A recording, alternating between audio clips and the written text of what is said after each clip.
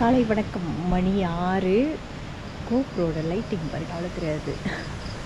எல்லாம் இப்போ கிளம்பிகிட்ருக்கோம். எங்கன்னா 7 மணிக்கு ஹைக்கிங்கு, 7 மணிக்கு தான் பகி ஸ்டார்ட் பண்ணோம். கிட்ட தானே இந்த காலையில் எழுந்துச்சி ட்ரெக்கிங் போகிறது இருக்கு. இங்கே பாருங்கள், ஃபுல் மூன் எவ்வளோ அழகாக இருக்குது பாருங்கள்.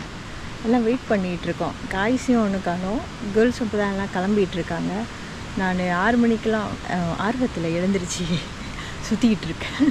ஆனால் அந்த நீரோடி ஓடுற சத்தமும் இந்த அழகான காலையில் இந்த காட்சியும் பார்க்குறதுக்கு அப்பப்பா 2 கண்கள் போதவில்லைங்க, அவ்வளோ அழகாக இருக்குது.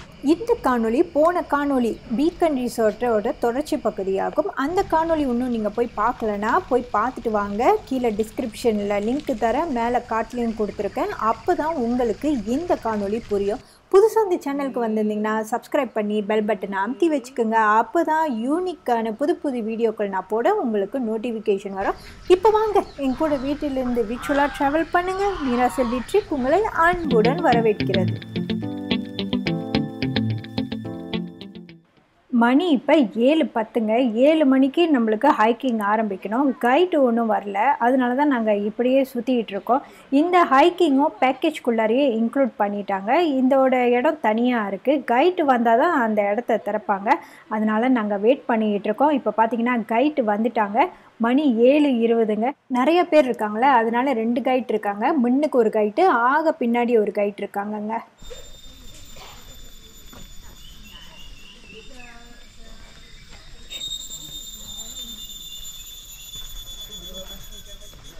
முன்னுக்கு போறீங்களா?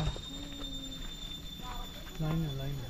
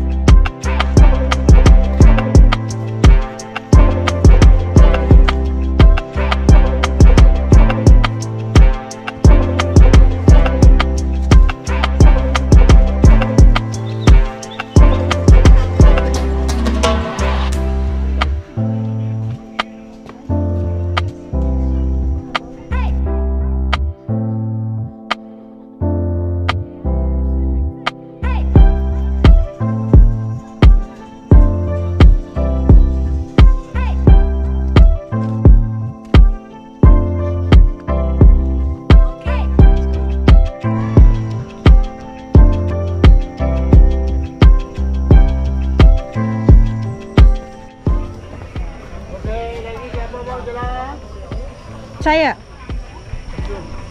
Let's go. Hello, come.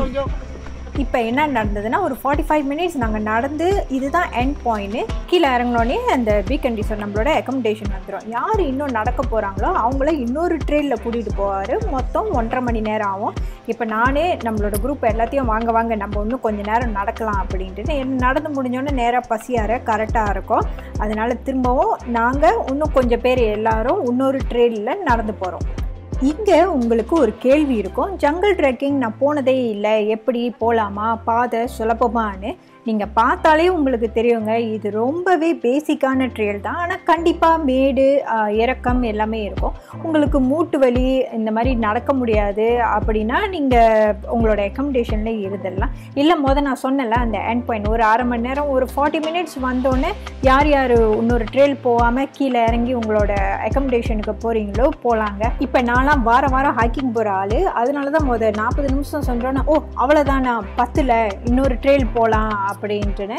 ரொம்பவே நல்லா இருக்குங்க. பச்சை பசேல்னு காலையில் அந்த நீரோடைய சத்தம், அதுக்கப்புறம் அந்த பூச்சிகள் குருவிகளோட சத்தம் மனசுக்கு ரொம்பவே இதமாக இருக்கும். என்னோடய ஒப்பீனியன் என்னென்னா, கண்டிப்பாக இந்த ஜங்கல் ட்ரெக்கிங்கை மிஸ் பண்ணிடாதீங்க. நான் படுத்து தூங்க போகிறேன் அப்படின்ட்டுன்னு ரூம்லேயே இருந்துடாதீங்க. இதெல்லாம் நீங்கள் அனுபவித்தா உங்களுக்கு நல்லா இருக்குங்க, எனர்ஜெட்டிக்காக இருக்கும். ஓகே, முடிச்சிட்டோம் பிரபு, முடிச்சிட்டோம். எல்லாரும் லைக் கமெண்ட் ஷேர் சொல்லி வீடியோவை முடிக்கலான்னு பார்த்தாங்கங்க. இல்லைங்க, இன்னும் நிறையா இருக்குது. நீங்கள் பார்த்தீங்கன்னா ஜங்கல் ட்ரெக்கிங் முடிச்சுட்டு வெளியே வந்தோடனே இந்த மாதிரி ஒரு விசாலமான இடம் இருக்குது. இங்கே குதிரை சவாரி கூட இருக்குது. இதுக்கு தனி சார்ஜஸ்ங்க. இது பேக்கேஜில் இன்க்ளூட் இல்லை. அதுக்கப்புறம் நீங்கள் பார்த்தீங்கன்னா இங்கே நிறைய பிராணிகள் இருக்குது. ரேபிட்டு, வாத்து, வாங்கோலி, இந்த மாதிரி நிறையா இருக்குங்க. நீங்கள் அப்படியே இதுங்களை பார்த்துட்டு அழகாக ரசிச்சுக்கிட்டே இருக்கலாம். நான் சொன்னேன்ல, இந்த இடத்துக்கு காலையிலே நீங்கள் வரப்போ இந்த ஜங்கல் ட்ரெக்கிங்லாம் முடிச்சுட்டு இதெல்லாம் சுற்றி பார்க்குறப்ப மனசுக்கு ரொம்பவே இதமாக நிம்மதியாக இருக்குது. இதை என்னால் வார்த்தையால் வர்ணிக்க முடியல. நீங்கள் வந்து அனுபவிச்சாதான் புரியும்.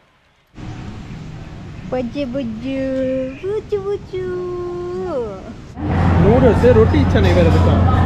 ரொட்டி சனை இருக்குது, சாம்பார் இருக்குது, சாம்பார் கறி, சம்பால், இந்த ஹெல்த்தி ஃபுட்டு. அங்கே வந்து பிரெட் டோஸ்ட், அது வந்து முட்டை.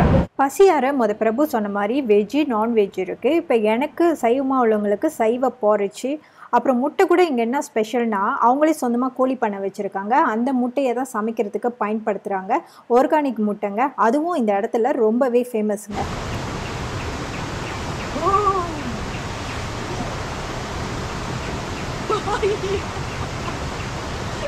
உங்களோட காலை உணவை முடித்ததும் அதோட ஃப்ரீ அண்ட் ஈஸி தாங்க. அதுக்கு மேலே பீக்கன் ரிசார்ட்டோட ஆக்டிவிட்டி இல்லை. 12 மணிக்கு நம்மளுக்கு செக் அவுட்டு, அதோட மதிய உணவும் கொடுப்பாங்க. அதனால் ஏறத்தாழ நம்மளுக்கு இப்போ 2.5 மணி நேரம் இருக்குது. 2.5 மணி நேரத்தில் நீங்கள் என்ன பண்ணலான்னா, இந்த மாதிரி வெட்டியாக நீங்கள் படுத்து இயற்கை காட்சிகளை அழகாக ரசிக்கலாம். இந்த அருவியில் குளிக்கலாம், அடுத்து அந்த ஹாட் ஸ்ப்ரிங்கில் குளிக்கலாம். ஆனால் எது எப்படியோ 12 மணிக்கு செக் அவுட் பண்ணிடுங்க. ஏன்னா அவங்க ரூமை க்ளீன் பண்ணி அடுத்த பேட்சுக்கு ரெடி பண்ணணும்.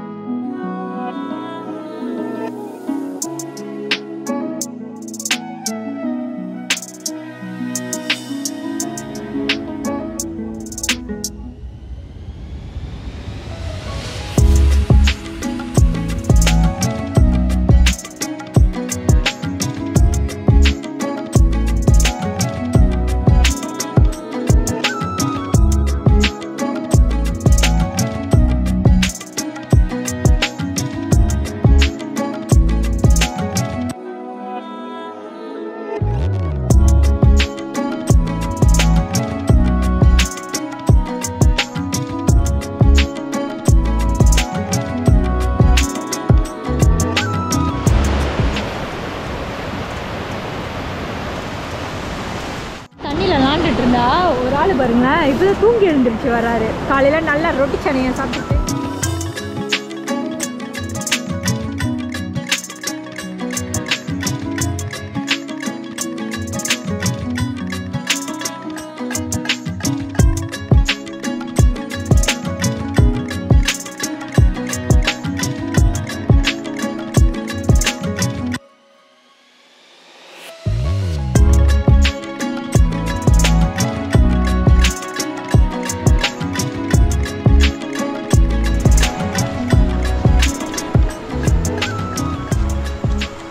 தண்ணியில் நல்லா ஆட்டம் போட்டுட்டு ரூமுக்கு போயிட்டு குளிச்சுட்டு எங்களோட பேக்கெல்லாம் பேக் பண்ணி ரூமுக்கு வெளியே வச்சுட்டு எங்களோட மதிய உணவை சாப்பிட வந்திருக்கோங்க. நீங்கள் உள்ளே நுழையும் போதே அங்கே உங்களோட ரூம் கீயை கொடுத்துட்டு நம்மளோட உணவை சாப்பிட தொடங்க வேண்டிதான். வெஜிடேரியனுக்கு பார்த்திங்கன்னா எப்போதும் போல் எனக்கு தனியாக பாக்ஸ் கொடுத்துட்டாங்க. சாப்பாடு ரொம்பவே நல்லா இருந்தது. நான்வெஜ் பார்த்திங்கன்னா நீங்கள் பார்த்த மாதிரி முட்டை, மீன், கோழின்ட்டுன்னு எல்லாரும் சாப்பாடை ரொம்பவே என்ஜாய் பண்ணாங்கங்க. அடுத்து எங்களோட மதிய உணவை முடிச்சுட்டு இந்த பேக்கெல்லாம் காரில் வைக்கிறதுக்காக பகியில் போயிட்டுருக்கோங்க. இதுதான் பார்த்தீங்கன்னா பக்கிங் ஏரியா. அங்கே எங்களோட பேக்கெல்லாம் வச்சுட்டு இப்போ திரும்ப உள்ளுக்கு போகிறோம். உள்ளுக்கு ஒன்று ஒரு 2-3 இடம் இருக்குது. அதெல்லாம் பார்த்துட்டு தான் நம்ம கிளம்ப போகிறோம். அதோட அன்றைக்கி இரவு நேரத்தில் தான் இந்த இடத்த சுற்றி காமிச்சிடல. அப்போ உங்களுக்கு அவ்வளோவா தெரிஞ்சிருக்காது. இப்போ நீங்கள் பார்த்தீங்கன்னா இந்த இடம் பார்த்தீங்களா எப்படி இருக்குன்ட்டுங்க. அன்றைக்கி நான் முத நாளே சொன்னல, இந்த இடத்த அலா சந்தோரினின்னு சொல்கிறாங்களே, ஏன்னா வெள்ளை பெயிண்ட் அடித்து அந்த டிசைன் எல்லாமே அந்த மாதிரி கொஞ்சம் செஞ்சுருக்காங்க. அப்படியே இந்த இடத்த பகிலேயே ஒரு ரவுண்டு அடிச்சிட்டோங்க. நடக்க பிடிக்காதவங்களுக்கு இது ஒரு நல்ல வசதி. இப்போ வாங்குங்க உள்ளுக்கு போயிட்டு இன்னும் கொஞ்சம் இடங்களை சுற்றி பார்ப்போம்.